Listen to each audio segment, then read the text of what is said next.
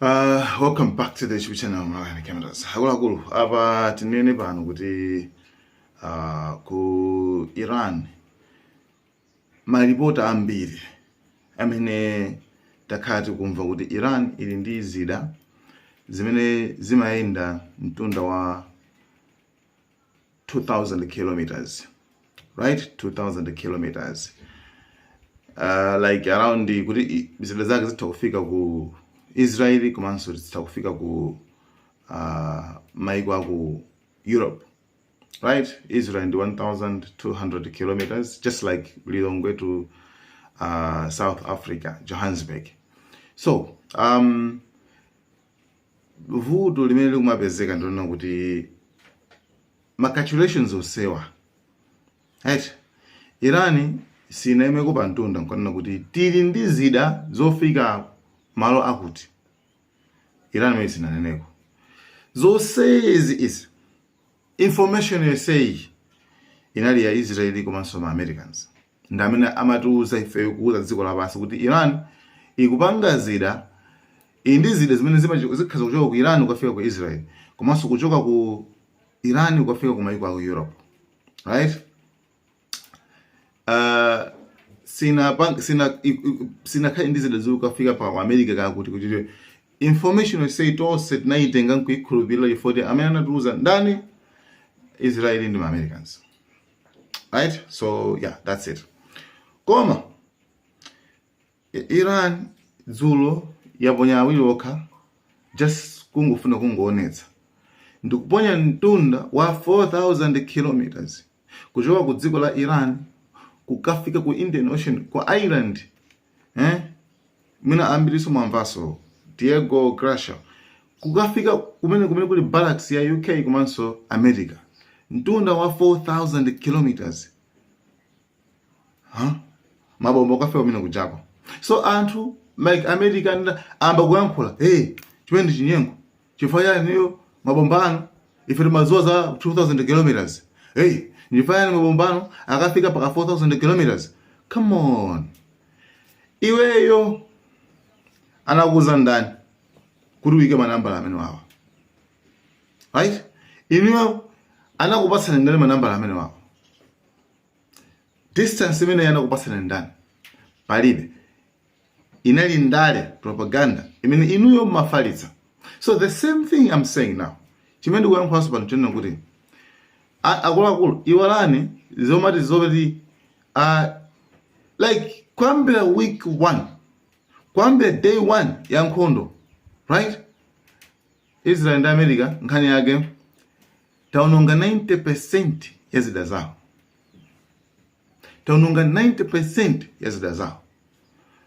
Iniyo kuti mutengema 90% amene ajamu aphatikiza ata umafika pa 500% pakati panopa.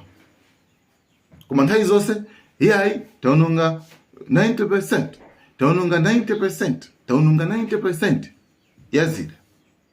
Daily, the same thing. Nefuso ndikumati kodi ni information imene amakupasa ndani? So pano pamene kufuatira nene pano kuni kuziri madziwa mawo ajamene amati miscalculation. Kulemba kwamene kuwelengera pabule, kuwelengera china chako mano actually it's not true, right? Sizoona inu mwangowelengera koma sizoona. Apana anthu ambonijenganisa kuti apa ndoti Irani ini mabomba ukafika mpaka na ku ukafika pa kuchani koma kwakuti mpaka 4000 mpaka 4000 wow makafika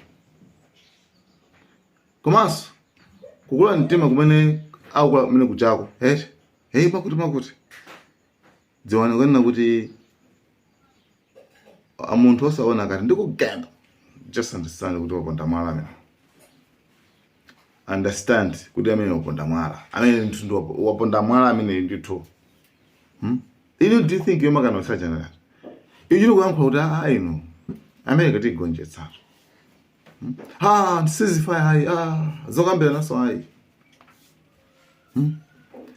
mutsegula pa Strait of Hormuz sitisegula. Panoramba Trump alemba ndiphulitsa region Eskom yani mkulu ndiphulitsa makuti makuzambili bizimene akwakhula ndipanga zakuti zona zimene zikuchitika tsopano.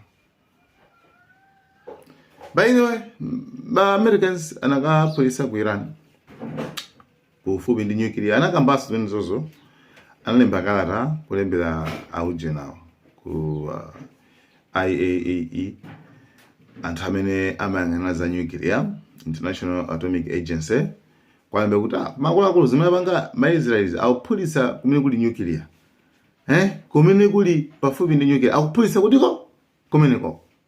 These people if akapa phulitsa kuna aphulitsa ku zitha kupanga affect chifukwa uranium kungogwira moto akuluakulu ndi chibwana kwambiri ndi nuclear kale manager right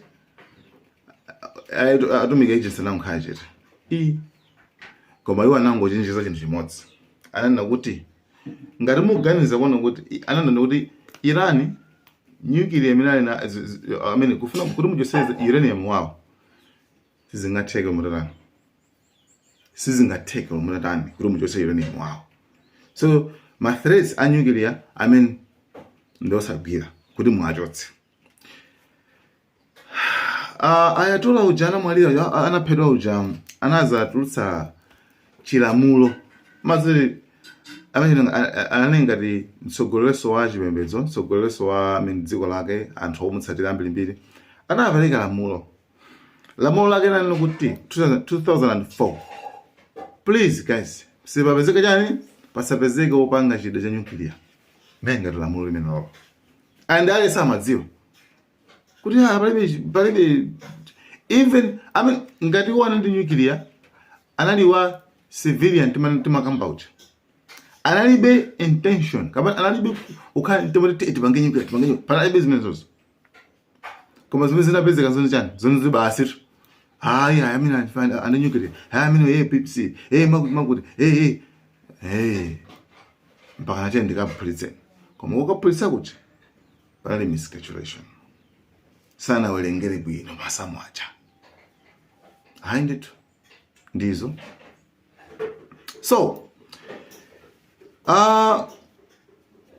after polisa ku fupi ndi nuclear nayo Iran ya polisa ku fupi ndi nuclear and pakali panopa maripoti osatsimikiza nakamba tena kuno zoti Israel ikupempha ujeni ikupempha zida za defense ma air defense chifukwa zatha nakamba nthayina angeti chabwino panopa zida mu Israel zikungolowa mabomba ungolowa mu Israel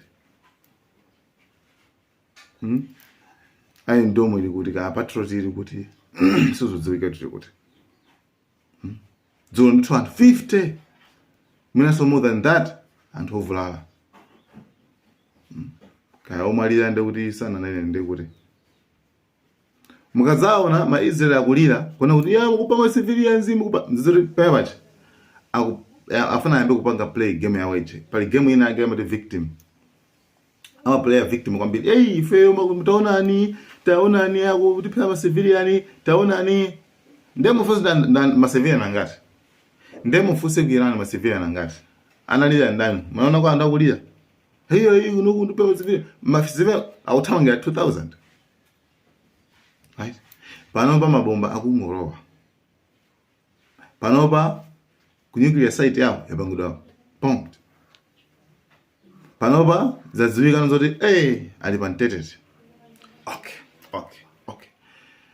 zose zachitika chachika afterwards Trump ayamba kunyengerera dziko la Iran after 40 years under sanctions ma sanctions mene Iran inapatsidwa kuti simungagulitse mafuta simungatele mukuwaza ma sanctions niyo a Trump basi tikugula mafuta anuwo for 14 billion basi apapa tochosera ma sanction basi kwa mwezi uwo kao tungofuna to keep the oil flowing tungofuna mafuta azingura azipapa mafuta kuvuta.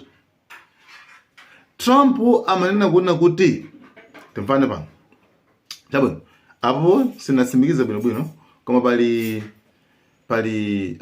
maripoti ena amene Iran yakana yauzira mesa mwakamali pasa 40 years zibalo kuti samagulisa mafuta athu. No, it's fine. Ati situgulisanso. Koma maripoti amene ndosisimikizika. Right? Awanda sisimikizika fa sindabange verify. Koma ndikabanga verify ndikukuzana kuti ndizoona adika pena ai. Koma ari yani uda ayo ntayo sei mareka muri kanizo gulisa mafuta chani mukati loze lero chifanyani ya ifai fesuru gulitsa asendi jonjo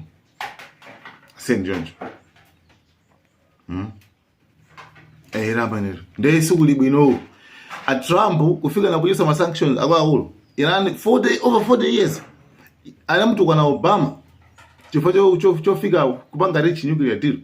Obama ndo misi anapanga zakusata anapasa drama mairani yani kuta drama zimezozo mamilioni anapangira mauji anapangira mabomba zimene mabomba akapasa mabilioni ofa imene mabilioni tufanyani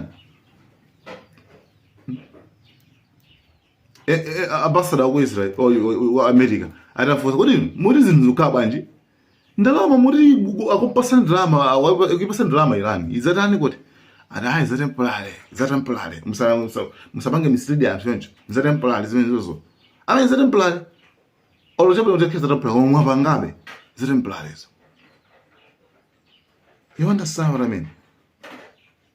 So panapa Trump ali munkondo yoti akanika kutuluka akanika kutuluka sanga vomereze kuti akulu basi dziko limene amati taphwasula chili chonse latha ndi limene lili limene afuna lipase 14 billion.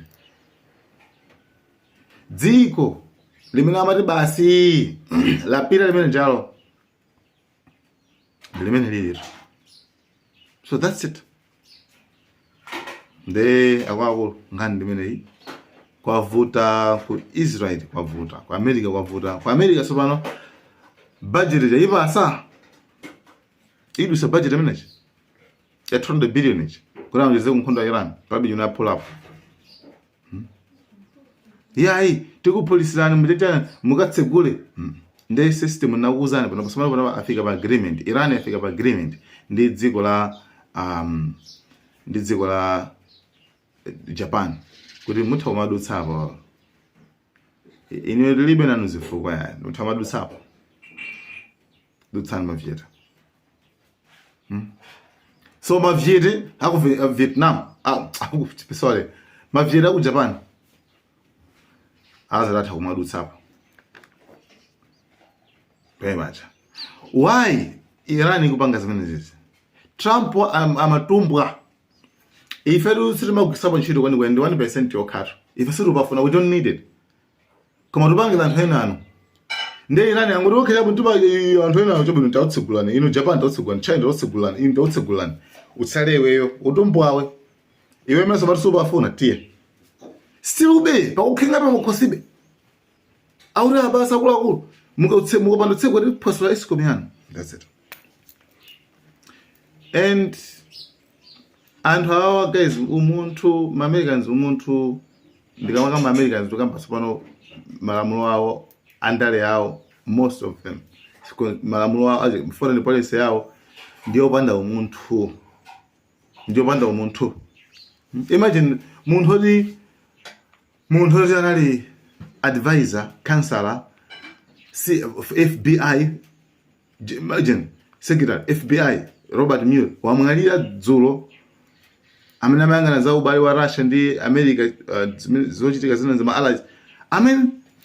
Wamwalira Trump akuti I'm happy ndusanga zimene zonse umuntu wanje mina uli mwa Trump muntu yoru sikuti ndichigawenga sikuti ndichi wogwira ntchito boma leto likwena limulibireso lilibira boma likhali kumpasa ma compensation boma fa munthu anayo FBI.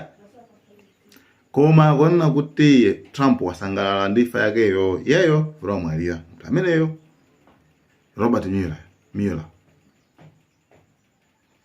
That shows personality at Trump, kuti personality yake ndi imene iyi. So guys I don't know. Ama Trump ndi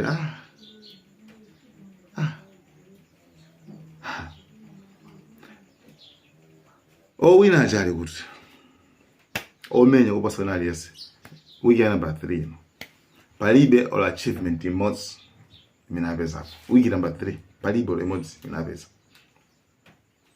Guys, thank you so much. Malawi and Kemenas.